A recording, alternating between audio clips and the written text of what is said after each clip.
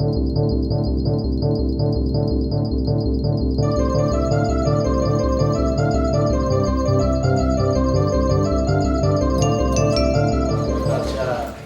segundas xornadas sobre antropoloxía que organizamos en la Sociedade Antropolóxica Galega. Antes de nada, queremos agradecer, igual que o ano pasado e que outros anos, o apoio do Concello de Pontevedra, neste caso a Consellería de Cultura e a conselleira Carmen Fouce, por ter a sensibilidade de considerar que eventos deste tipo de divulgación antropolóxica son interesantes. E ademais este ano tamén queremos agradecer ao arquitecto Mauro Lomba, que nos ceda esta sala de Mono para poder facer hoxe esta primeira sesión de conferencias estes 2 días que vamos ter hasta o domingo, onde haberá unha visita. Entón, bueno, agradecidos porque o lugar é maravilloso. Este palacete no medio de Pontevedra dalle un caché así, un aire un pouco decimonónico. Tiñamos que vir co Salakoff dentro do explorador, pero bueno, moi agradecidos. Xa sin máis dilación, vamos dar paso á primeira conferencia. José Manuel Vázquez Rodríguez, que vai falar das vésperas, introducción á festa e á romería.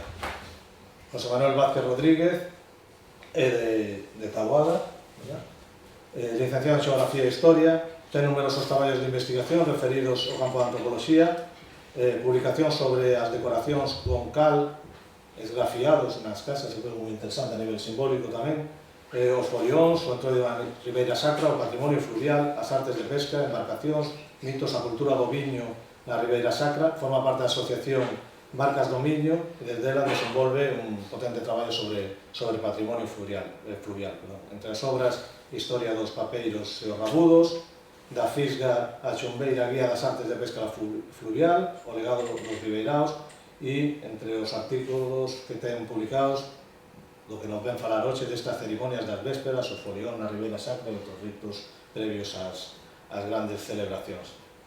Bueno, non me estendo máis para deixarvos o tempo suficiente para que disfrutare. Ben, pues boas tardes a todos e a todas. Disculpade sobre todo porque por problemas meteorolóxicos de tránsito e de non clasificar o mellor o suficiente, cheguei co tempo ben asustado. Imos falar do que son as vésperas ou os folións na Ribeira Sacra. As vésperas en todo Galicia, folións noutra parte de sur de Lugo e Ourense fundamentalmente. Está basado nun traballo de investigación feito no ano 1993 por conta da Dirección Xeral de Patrimonio Histórico Documental da Xunta de Galicia. Estudiaronse bastante máis de 160 festas, ou 160 concretas na Ribeira Sacra, e logo outras en territorios lindantes, evidentemente. Seguimos o que son artigos de viaxeiros e historiadores de finais do século XIX, despois miramos no comezo do XX o Seminario de Estudos Galegos, que foi que fundamentalmente traballou a cultura material, e logo para espiritual tamén, lógicamente, e despois a visión xa de antropólogos e tamén cuestionarios directos. A difusión, para quen queira seguilo, porque o número sería excesivo para detallar ahora aquí, poden verlo dentro dun boletín do Museo Provincial de Lugo, e está tamén unha recitada que era Historia dos papeiros e rabudos en Etnografía da Ribeira Sacra. E comenzamos co que é a noción ou o sentido de vésperas. E aí, seguindo a Corominas, dinos que o preparamento de vésperas realízase despois da nona e pertence ao oficio do día seguinte. Entón, aí é onde se pensa que tomou o significado para o resto, para designar calquera xornada que antecede, que é fundamentalmente aquela que antecede un día especial que se celebra así mesmo e a comunidade, como son as festas e as romerías. Na introdución á véspera, o fundamental é que comezase sempre marcando con un disparo de foguetes, o sea, así comeza e así rematan as festas. Di Pierre Sanchis, que estudiou as romerías en Portugal, que despois de que a festa é unha descarga psicolóxica, a función liberadora na que se vive o caos e o exceso por uns días e volvese de novo a orden. Evidentemente, isto está moi repetido por moitos antropólogos, xa de antes e de moito antes e de despois. E despois quería fixarme que sería unha investigación do ano 62 polo adianto que tivo de Vicente Risco, como outras tantas veces, que engloba os folios nas festas das parroquias, ou sea, nas festas patronais. Antes viñanse estudando dentro de ritos celtas, aquí en cada uno dentro do que serían as festas patronais. O sea, dentro da sociedade que o celebra. Isto está na festa, podese ver na Historia de Galiza do ano 62, dirixida por Otero Pedrallo, que foi feita no exilio no seu momento, e está o apartado folión.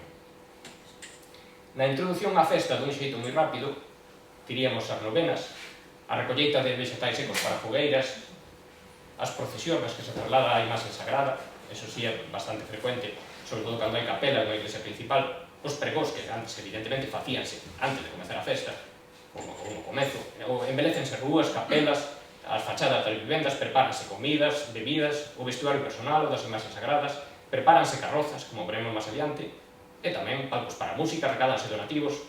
Iso é simplemente para ter unha idea moi lixeira daquela introducción. Imos ver como no ciclo anual a esa véspera, esa idea de véspera ou introducción á festa. Nas semanas anteriores ao entroido, polas ribeiras de Chantada, escoitase o que son os volantes cos campainillas tocando. Están anunciando a festa. Na última noite de abril, en Noia, é a víspora do mes de maio. Faise un ritual que é o alumear o pan ou a danza do pan con uns falsos accesos. Tamén na Raíña dos Anxos, en Pontecesures, en Carreira, que despois isto foi mal interpretado por outros historiadores e antropólogos posteriores, facíase un folión con fachos, o sea, dentro desta festa. As enramadas, o sea, esta é unha descripción que fai José Piñeiro Ares, as enramadas da véspera do mes de maio, colocar un ramo a moza por Ourense tamén son unha ceremonia de vésperas. Roubar a árbore de maio, na Serra de Outes, é outra ceremonia de véspera. Esconder os de Valença do Miño, roubar e esconder o barco dos de Tui na véspera de San Telmo, estamos nesa idea tamén de ritual, de ruptura co cotidiano, evidentemente tamén de unha ceremonia que marca o paso dunha idade de neno a adulto, o sea, aí hai moito para traballar, pero son elementos que se van repetindo. Fogueiras de San Xoán, de todas sobras coñecidas, son a véspera, igual que as fogueiras de San Pedro e San Antonio, que sobre todo celebranse por Portugal. A noite de San Silvestre, con fachucos polo Deza, accesos, e o lume novo que se acende no atro de Vilar de Bos, é unha ceremonia igualmente de véspera. No Corpo de Deus en Betanzos, en outras moitas, pero fundamentalmente en Betanzos había procesións de véspera. En Portugal están documentadas, tamén en outro lugar da Península Ibérica. Entón, para ter esa idea, despois de xenérica, entramos no que serían áreas de véspera e áreas de folións. Folión e véspera, o sea, cos seus variantes, vísperas, son sinónimos, así rangres raros. Folión céntrase no sur e sureste de Galicia, o sea, a provincia de Lugo, o sur da provincia de Lugo, o leste de Pontevedra, sobre todo en Camba, dentro do Deza, na provincia de Ourense e no Bierzo. En Asturias se empregan folixa, en asturiano, en castelán folia, folia ou folla en castelán. Todas estas teñen a súa orixe galego-portuguesa. Evidentemente, cando a palabra ten a súa orixe galega-portuguesa, está nos dicindo que era na zona de Galicia, onde tiña unha forza especial, que é o folión. Como xa dixen antes, as vésperas tamén equivalen a calquera xornada que antecede a unha xornada ordinaria, o sea, hoxe é véspera de sábado. Pero cando é festa, ese significado é bastante máis especial, o sea, estamos falando de que se vai celebrar o santo, e, por tanto, a propia comunidade tamén con ele. Unha variante da véspera é o que sería o Día dos Regalos, recollido no Concello de Cesures. Así moi rápido, además de pólvora, repique de campáns, o bispo aos veciños regalábanlle algo aos do ramo. Os do ramo dabanlle un boliño de medio kilo de pan aos que iban regalar. Os vicarios ou ramistas custeaban a festa, pero a cambio recibían como compensación o regalo, que eran ovos, trigo, queixos, tortas, xa que todo o mundo regalaba, cada quen o que podía. Son palabras dos veciños. A responsabilidade de organizar a festa aquí recaía nos últimos que casaban a freguesía, para o que collían un emblemático ramo, adornado cun queixo de pico alto, que permanecía o resto do ano no altar da Virxe da Concepción, e traballo que prestixaba diante da comunidade. O dos mordomos seguía aquí máis próximo en Cotobade, que serían dúas parellas noveadas por orden de casamento, con outras dúas suplentes. Organizaban a parte religiosa da festa, novena, misa, procesión, ramos. Axudan a comisión que se encarga da verbena, ademais levan todo o ano a cruce ao caldeiro e poñen a cera nos enterros. O sea, xurando e prometendo o seu cargo rematar a procesión co rito de dar unha volta co ramo alrededor da capela. Os ramistas entrantes fano acompañados dos saíntos en presencia de toda a comunidade veciñal. Todo isto foi recollido a finais dos 90, a mediados dos 90. Non podo dicir exactamente se hoxe seguen facendo en Cotobade este ritual, pero pois hai 30, 40, menos de 30 anos, pois ainda se facía. Na mesma liña está o pediitorio das romerías de Portugal e tamén en Asturias repartindo bolos polas casas do pobo. En crónicas e pequenos artigos do século XIX e XX achamos igualmente numerosas mostras de que son as vésperas, como son os fogos do Sete en Ribadeo, cunha fogueira no Campín de Santa María. Antonio de la Iglesia fala dos fogos do Apóstolo. Neste caso, aquí a descripción é moi ampla. Fuego de aire e vistosos ramos, o sea, despois falaron das comidas de Santa Susana, das fogueiras, de dous árbores de fogo, é un globo que vai ser soltado pola noite, do repique xeral de campar na basílica. É unha descripción moi ampla, xa digo, do 1864. No mesmo acontece coa romería de San Cosme e San Damián en Bayona, donde nos falan de repique de campases, trono de numerosos voladores, globos e fogos de artificio, e no día seguinte tiene lugar la fiesta de la iglesia. O sea, en estos casos estamos viendo cómo se repite en 1881 la festa de San Roque e velada en Vila García, paseo entre puestos diversos, rosquillas, flores, etc. Comidas e iluminación múltiple desta velada, que así lle chamaban. A festa de San Lorenzo en Foz, o cronista fálanos de que chega despois ao día seguinte e atopa a vila un poco dormido, sin ruido, fatigado por el movimiento propio de la víspera de una fiesta y descansando para entrar de nuevo en la alegría, la algazara de la fiesta que continúa. A que sí segue na actualidade a festa da Ramallosa en Cenanova.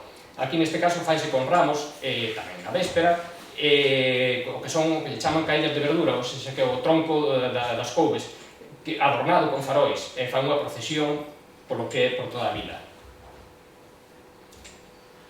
Seguimos con mostras do 19 e do 20, os foliós de a fogueira, falan o risco que teñen lugares a Mamede do Monte de Aldanes, a Marín, Ril de Veiga, as fachas de Olás en San Pedro da Barreira, na Merca, os fachós que dos que fala a Taboada Chivite, na verbena de véspera de San Antón, en Abedes, en Berín, as fogueiras que se fan nos días antes das festas na línea polo San Antón, fala Mandiares, igualmente o folión, que así lle chaman a fogueira de véspera do San Antón de Loureses, as fogueiras de San Xoán, que teñen tamén os nomes en moitos lugares de foliós, folió e noite de folió.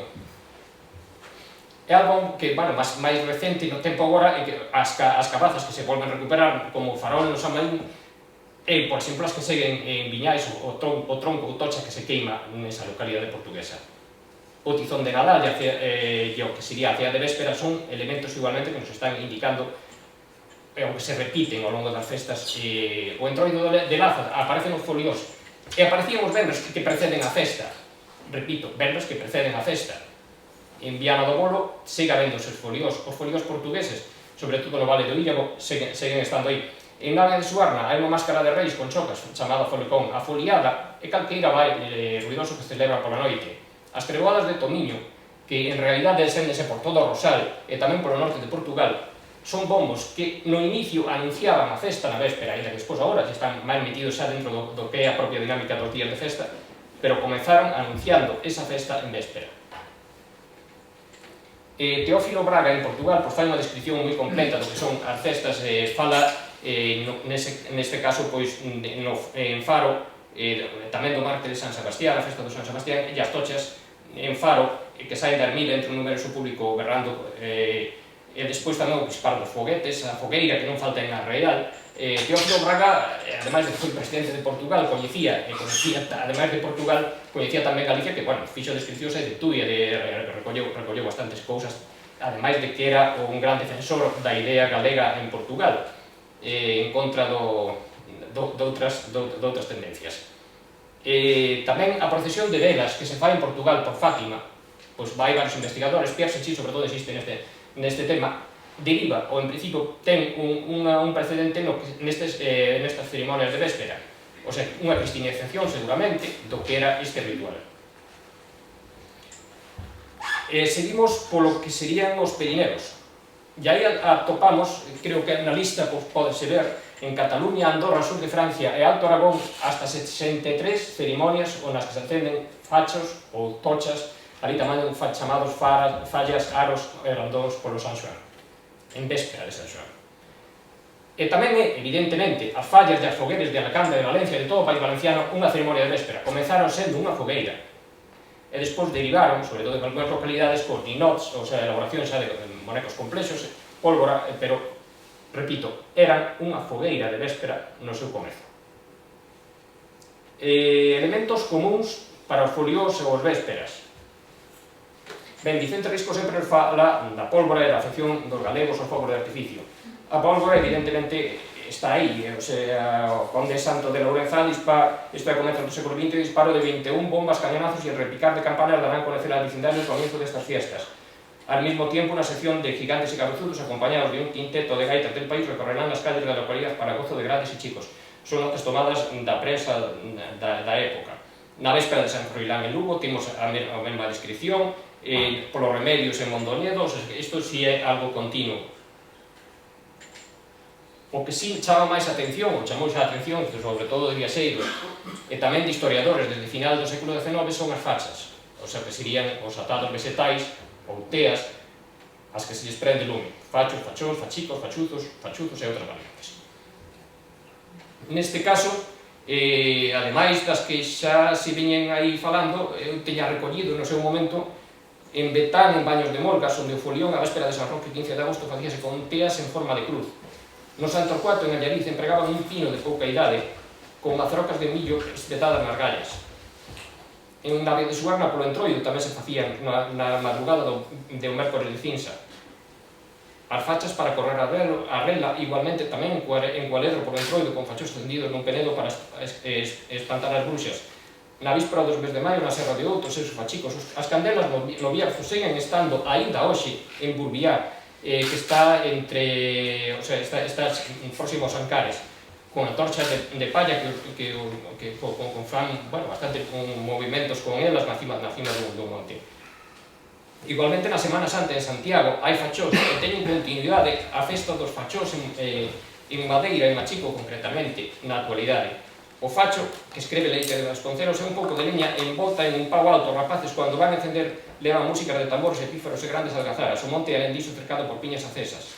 Tamén se chama Galleiro. Na Serra de Montemuro, en Campo Benfeito, tamén mantiñan este costume.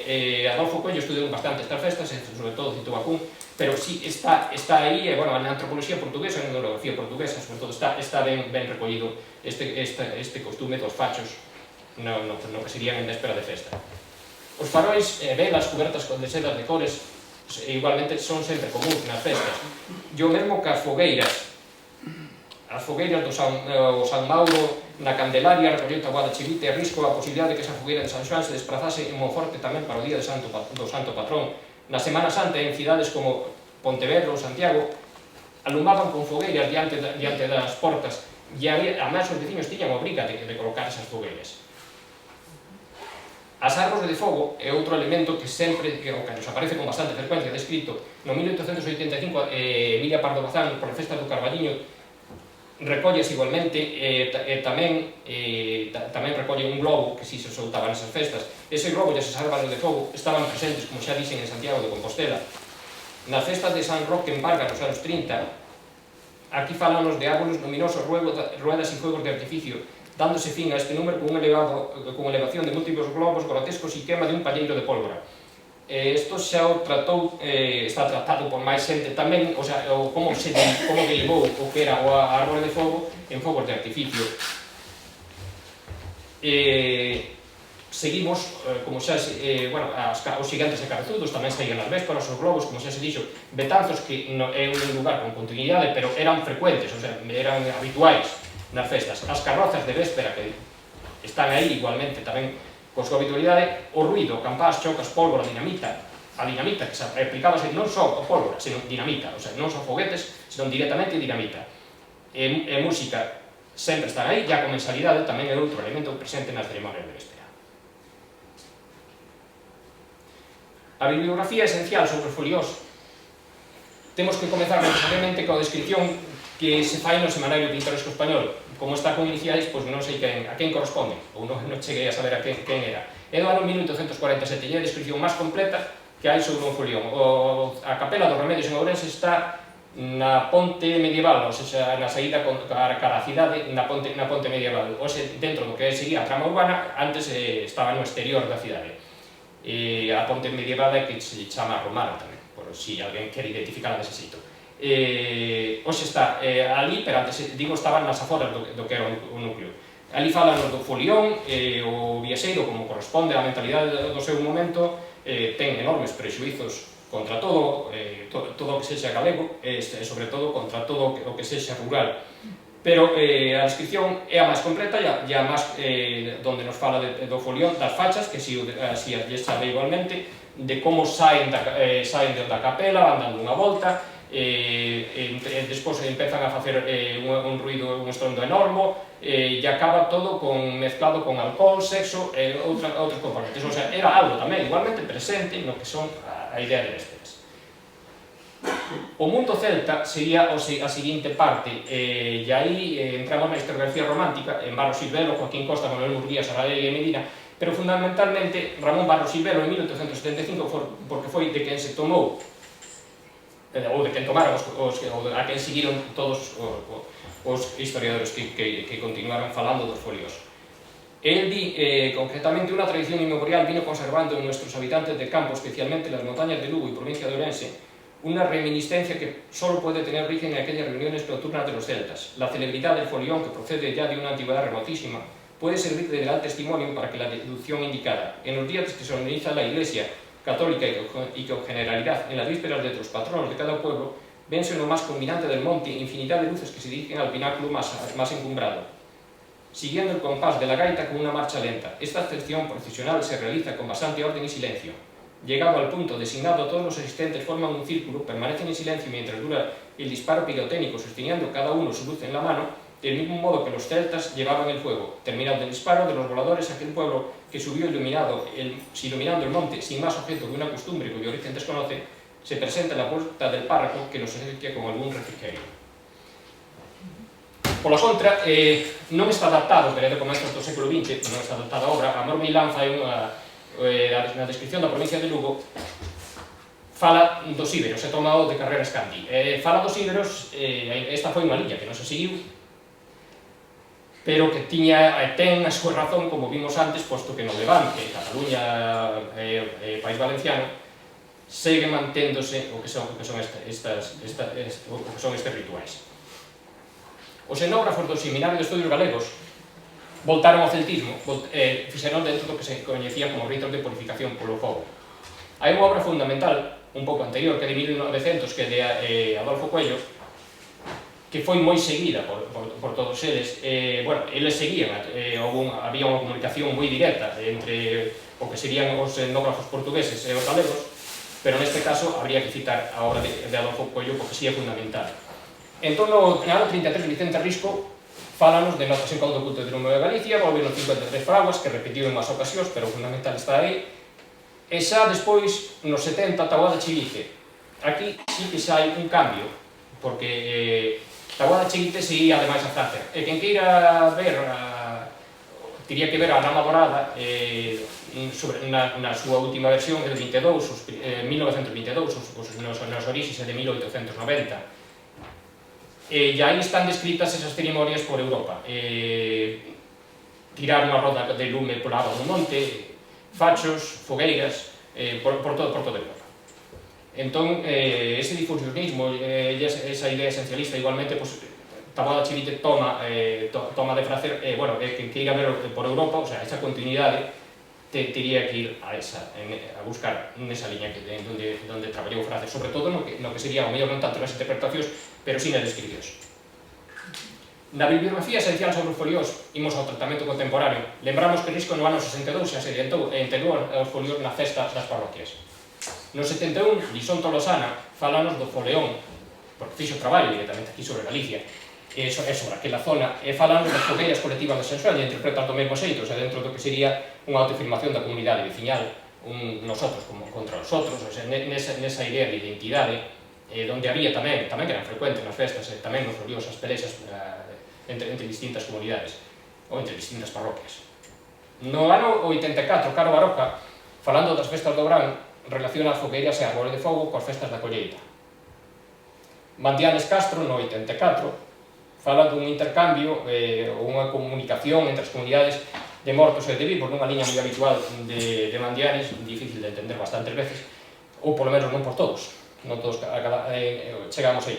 E sobre todo nega calquera pervivencia de costumes prehistóricas ou sementes. No 89, Claudio González Pérez estudou as vísporas dos mes de maio nos cultos agrícolas de procedencia diversa, onde se enlace máis o cristianismo, onde fala de que aí pudo haber cambios, modificacións, pero están nesa liña. No 95, o portugués Veiga de Oliveira, Ernesto Veiga de Oliveira, fai a interpretación funcionalista das festas, ou seja, o que sería, as festas son para ver e ser vistos, para facer negocios, manter relacións, ou seja, abre un pouco máis o ano nese sentido. E no 2003, de novo, volve o celtismo, o sea, Marco García Quintela, fala de cristianizacións antigas nas celebracións parromanas, ou sea, que se manteñen a través da Candeloria e dos Ambrais nesas fogueiras de véspera desas datas. O sea, o celtismo, de algún xeito, aínda segue aí. A narración desde a voz de profesores protagonistas sería a parte na que comemos continuar. Interésanos saber o que din os veciños. E antes, facemos unhas notas. No 1875 lembramos que Barros Silvelo dicía que os folios non tiñan para o pobo máis obxectos dunha costume cuxa orixe descoñece. Evidentemente, todo depende do que se vai a preguntar ou do que pretendamos recoller do pobo. Se levamos a teoría esa feita, pois dificilmente o mellor non concorda co que nos pensamos antes. No 1993, un informante maior, despois de escribirnos na súa festa como se facía, que se facían fachas, como era o tema da música e a grandiosidade da súa festa, rematou dicíndonos que facíase por aquelo, sin darnos outra explicación maior. Evidentemente, aquelo pode ser tan grande como as interpretacións tan abertas como queiramos. Aquí imos dar algunhas, esas que imos dar son certas, pero evidentemente as interpretacións, repito, son abertas, ou seja, que nunca van rematar tampouco.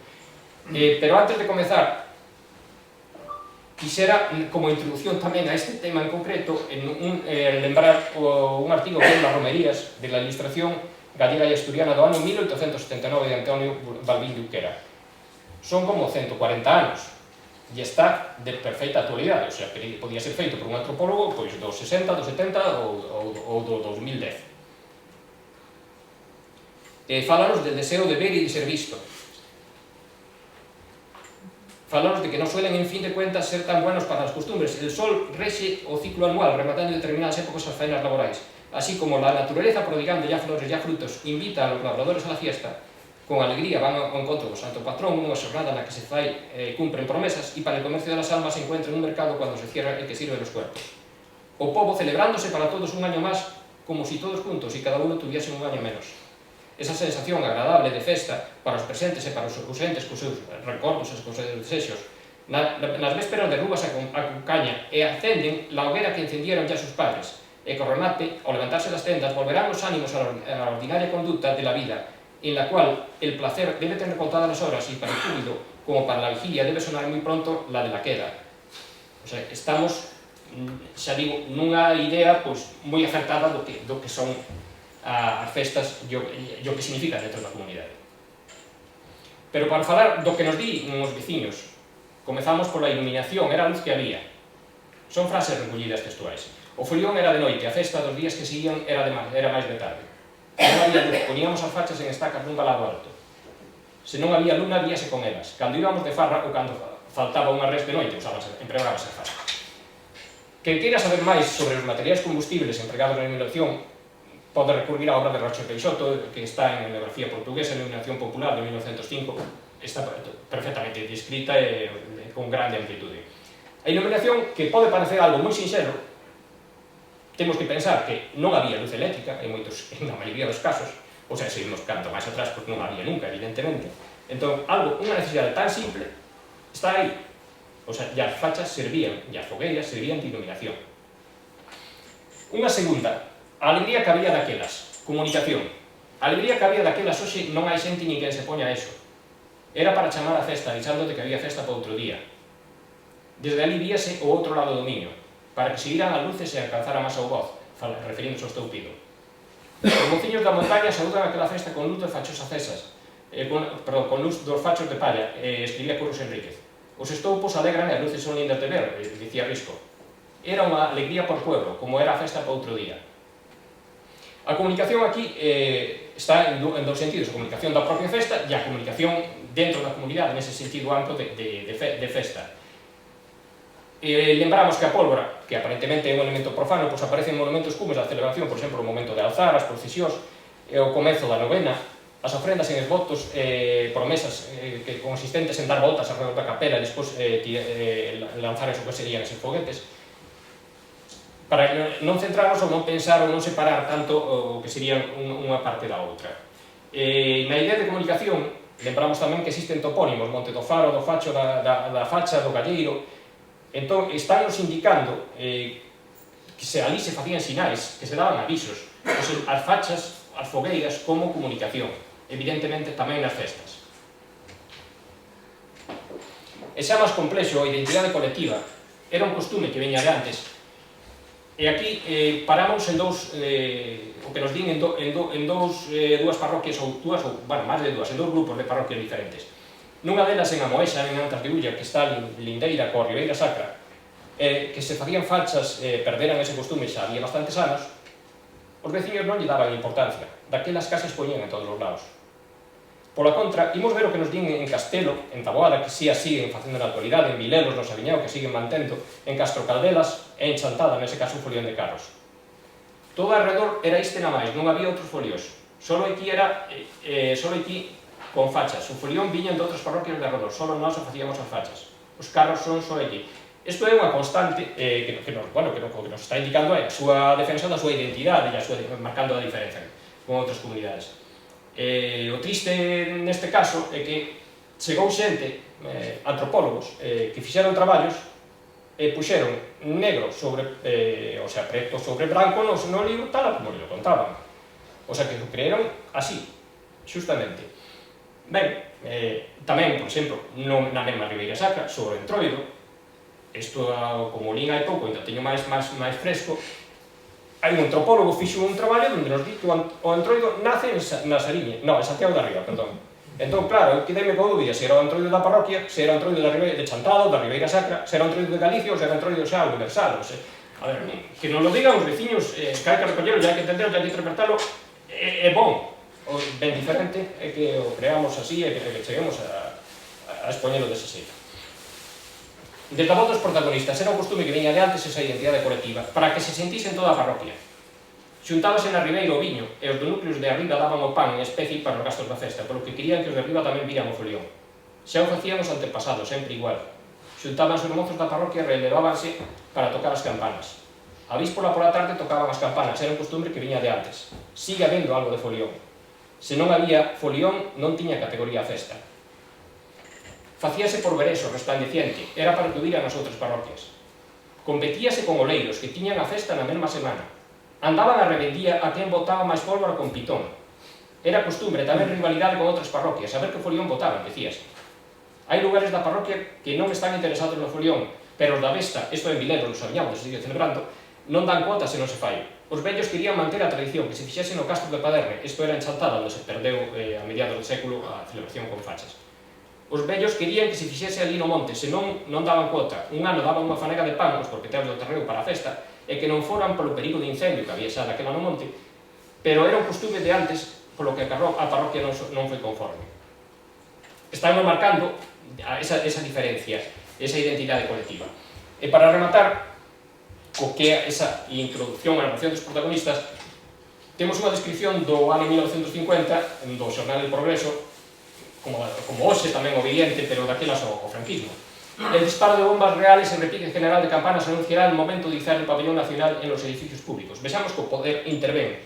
No ano 1995, máis difícil de detectar en plena democracia un alcalde progresista, aínda que no ano hai tamén outras celebracións. Para un concello as festas patronais son especialmente importantes polo que teñen de encontro con amigos e parentes próximos ou na distancia de emigración.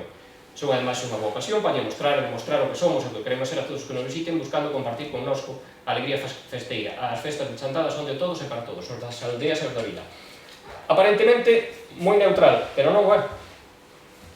As festas de Chantada fanse nunha parroquia que se chama Santa María de Chantada. Chantada ten 37 parroquias. Ao Concello veñen de 1833, as parroquias son unha entidade milenaria.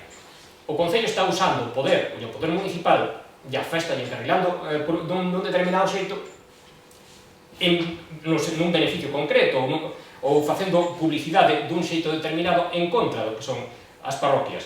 É máis sutil, é máis difícil de perceber, pero está aí. E imos á descripción moi rápida do que son os foliós na Ribeira Sacra, que foi o que chamaron a atención xa a comezos ou xa a finais do XIX, tanto de viaxeiros como de historiadores románticos. En ese caso, deberíamos empezar por Ramón Castro López, fixo un traballo sobre a Ribeira Sacra, é ben coñecido, era párroco de Vilar de Orcella, en Pantón, e é coñecido porque foi o que andeu e divulgou as xacias como un ser mitolóxico do río Miño. Nese caso, Ramón Castro López engloba os foliós dentro dos castros e fai unha descripción igualmente nesa liña, seguindo o que era a historiografía da súa época. No 1993, cando se fixo o traballo de investigación sobre este tramo do río Miño, o sea que o tramo do río Miño, estou falando dos concellos de Taboada, Chantada, Carballedo, Osaviñao e Pantón, pois localicei 24 folios na memoria dos veciños nos que se usaban fachas ou nos que se usaron fachas no pasado. Están aí, por tanto, tampouco non se trata de lelas. O que si é interesante, a hipótese que hai, casi evidencia, é que o costume de usar teas estaba moi extendido. Se o traballo fose feito 20 ou 40 anos antes, localizaríamos moitísimas máis. Ademais, no tramo do Sil continúa o que son nas vésperas de San Sebastián, unha ceremonia igualmente de véspera, o folión en Castro Caldelas. E tamén, esta si é recuperada, a fogueira de cepos na noite da véspera de San Brais en Cereixa, en Póvoa de Brollón, e aquí fixo un traballo especial, seguramente se deba a que Xurxo Allán, arqueólogo bastante coñecido, dinamizador do patrimonio, pois é veciño do lugar. Un punto que merece especial atención, posto que se falou tanto dos castros e do celtismo, é o lugar de onde se bota o folión, ou onde se vai tamén co pólvora, onde se quedou ese recordo, xa lembranzou cos fachas tendidas. En 82 parroquias da Ribeira Sacra celebrase nun monte, ou en puntos altos. Isto é a metade dos lugares onde se facían os foliós, dentro da zona estudada. 12 deses montes son castros. Eso corresponde a un 15% do total dos montes. Non quero liarlos coa estadística, pero isto é un 8% do total dos foliós. E diso sí nos deberíamos quedar. O sea, dentro dos foliós registrados, un 8% eran castros. A miña interpretación, tendo en conta que casi en cada parroquia é un castro, é que esa é unha porcentaxe semellante a de castros en relación con outros montes dentro do territorio. Non estou eliminando de todo o problema do celtismo, que se queren falamos depois ao final, pero isto é o que nos dan os datos recollidos. O que sí considero de importancia é que 8 microtopónimos, o sea, 8 nomes de lugar, seguen tendo nome de folión dentro desa zona da Ribeira Sacra. O que nos dá, o que nos fai constar que a importancia do acto en sí, o sea, porque deu ou denominou a un territorio concreto con ese nome, o sea, Pena do Folión, Coto do Folión, son nomes que están aí e quedaron aí como lembranza de que ali era onde se facía esa ceremonia. Un punto, e aparte, ou non tanto, son os foliós de carros en Monforte de Lemos en Chantada. Os núcleos urbanos de Monforte de Lemos e Chantada, na Ribeira Sacra, son os dous únicos núcleos urbanos nesa zona. Ese tamén Castro Caldelas, pero xa tiña o seu folión particular. Entón, estamos falando xa doutra dinámica, pero dentro da mesma zona. Aquí empregábase fachos accesos, pero empregábase tamén carrozas. Esas carrozas están descritas no ano 1896 en Carude, Monforte de Lemos, é un barrio de Carude nas aforas, por Ricardo Vilariño. Con permiso dos de Chantada, supoño que por aquí tampouco non haberá, pero é a descripción máis antiga que hai sobre o que sería un folión de carros. Los vecinos deste barrio, labradores en su mayor parte, siguiendo tradicional e inmemorial costumbre, organizan hasta hace pocos años por el martes de carnaval una especie de cabalgata manifestación de todas las industrias existentes en el pueblo, a cuyo efecto adornaban o engalanaban los carros de labranza, transformándolos en local a propósito para diversos oficios como son carpintero, sastre, herrero, albañil, molinero, tabaquero, hornero, etcétera, etcétera, los cuales recorrían todas las calles de la ciudad que estaban iluminadas con antorchas de paja. Esta tradicional fiesta del trabajo que se organizaba de noche la conocían con el nombre de Folión de Calude. O Folión de Calude no ano 1908 rematou. O de Chantada continúa, ten continuidade. Aquí si hai dúas etapas claramente marcadas, alrededor do ano 1936. 1936 foi un ano terrorífico para a xente, para as ideas, tamén para a festa, que iso tiña menos importancia. No caso das festas, ou sea, a festa de Chantada recuperouse no 47, ou sea, a festa en sí recuperouse no alrededor do 44-45, pero o que foi o Folión foi no 47, cos carros de novo. O que si é interesante aquí é que antes a esas cofradías, a esos carros, cada cofradía ou cada gremio organizaba un carro. A partir de aí foi mozos sen relación laboral entre eles os que pasaron a facer eses carros. No ano 62, Avelino Seixas Vázquez fai, como historiador local, si fai ou ponas en relación coas fachas de véspera no rural. Mágoa que o único que coñecía, ou que parece coñecer, foran os estudios dos historiadores románticos, e non chegou a ver aquelas que tiña tan próximas, que tiñan continuidade.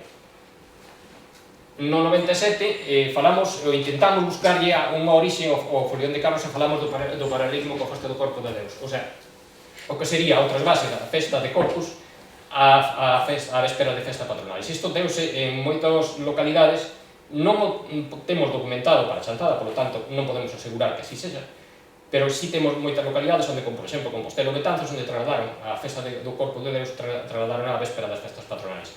Pero incluso tamén por parroquias si tiña recollido en bastantes casos como se trasladara esa festa. Nesa festa do Corpo de Deus si había eses desfiles gremiais con carrozas representando diferentes oficios, e isto si está recollido por diferentes lugares dentro da península. A continuidade dos folios sería a última parte da que imos tratar. E aquí queríamos parar en dúas opcións, unhas tradicións reinventadas. Na festa celta de Sarria, en Santiago de Compostela ou na Coruña, esas festas rematan queimando unha falla. Non se preocuparon en si había fachas ou árbores de fogo, que si era o que había nesta zona, ou que correspondía. Non, unha falla que era moito mellor. Iso, sobre todo, para determinadas mentalidades. O sea, unha falla valenciana, supónse, o sea, unha falla nesa liña. Despois, esas outras tradicións reventadas que está na liña esta hora de tantas recuperacións, o Folión Castrexo de Cerronova, a festa Castrexo de Xunqueira de Ambía, ben, estas, digamos que son máis inocentes, non tampouco, pero, sobre todo, quedémonos con esa idea da falla en Compostela ou na Coruña. En canto ás investigacións falseadas, pois temos traballos de Rodríguez Campos no 97, no 99, de González Reboredo, sobre as festas de Castelo en concreto, onde se empregan eses folios con fachas. A pregunta era, como é posible que se fagan un montón de follas para que investiguen unha festa e non se sean capaces ou non escoitaran entre os veciños a palabra folión? E como é posible que entendan como actos eillados as chamadas festa dos fachós en Castro Caldelas, porque así se chaman, nin lle chaman folión, festa dos agucios indileros, porque tampouco retiraron o nome de folión, ou festa das fachas en Castelo, como se acaban un elemento, como se acaba dando nome a toda a festa? Dito de outro xeito, o entroido é a máscara simplemente, ou é unha campainha sonando, ou é algo máis global? Pois o folión era bastante máis global. Evidentemente, as axudas e a liña que se están facendo determinadas investigacións, pois, resultan bastante triste. O sea, para os que tocamos 3 temas, ou 4, como moito, en investigación, eu digo que aí non te toquei, ou sea, non hai por onde coller a maioría dos traballos que están publicados. De verdade, é bastante triste, pero é a realidade. Non sei se estamos creando ou inventándonos un mundo paralelo. Neste caso é tan evidente, o sea, como non é posible que alguén repare que facha e falla é a mesma palabra? O sea, o dito de outro xeito, incluso en algunhas zonas de Valencia chegan a chamar fachos, así con tesis. Pero bueno, o sea, hai cousas que son tan evidentes, pero nin aí parece que chegamos. Ben, os folios desapareceron na súa maioría, ou cando menos nesa expresión completa da festa. E os que se manteñen en Castelo, Vileros, Castro Caldelas e Chantada están moi alterados sustancialmente. Sería moi longo entrar neste tema, aí teríamos que ver como interven a política, como interveñen os medios de comunicación, como interveñen determinadas asociacións, o que se busca cando coa turistificación ya masificar esas festas, pero sería un longo debate, sobre todo un debate que habría que dar na propia comunidade onde se celebra. Outro modelo de festa é posible, ya hai recuperacións, e de novo falo de Xuxollán, despois de facer unha excavación en Castro Landín, recuperaron o San Xoán en Cuntis. Ali o San Xoán tamén era unha fogueira e fachas espetadas en pino no que era no Castro.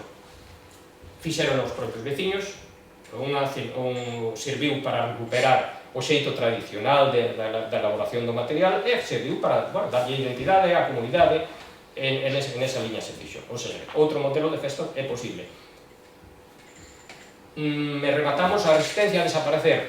Hai unha parroquia, un lugar da parroquia de Xián en Taboada que se chama Gulfar. Ali perderon as fachas, perderon as verbenas, pero a pólvora do folión e a reunión da familia extensa alrededor da mesa non faltaba ningún ano. O sea, de algún xeito algo de folión seguía a ver. En canto a ausencia do diálogo co suxeito portador do legado, timos que falar de que Risco decía que a cultura popular debe ser conservada polo menos na lembranza. Aquí contrapoñemos Marcial Gondar, o que nos dicía o objetivo de toda política cultural terá que ser a análise da situación que están vivindo os individuos e grupos que conforman unha comunidade. E desde aí habrá que decidir con eles a conservación, a remodelación ou, por que non, a supresión de calquera trazo cultural. Aqueles que se consideren anticuarios do folclore isto horrorizaralles, pero é a realidade, son os propios veciños quen teñen que decidir, quen teñen que valoralo e con quen ten que tratarse ou de manter ou non calquera destas festas, ou ritos ou celebracións. E con iso, pois rematamos. Na Ribeira Sacra aínda segue habendo algo de foliós. Isto, onde segue habendo algo de foliós, é algo que nos repiten bastante os veciños, e con esa idea quedamos. Moi gracias a todos e a todas.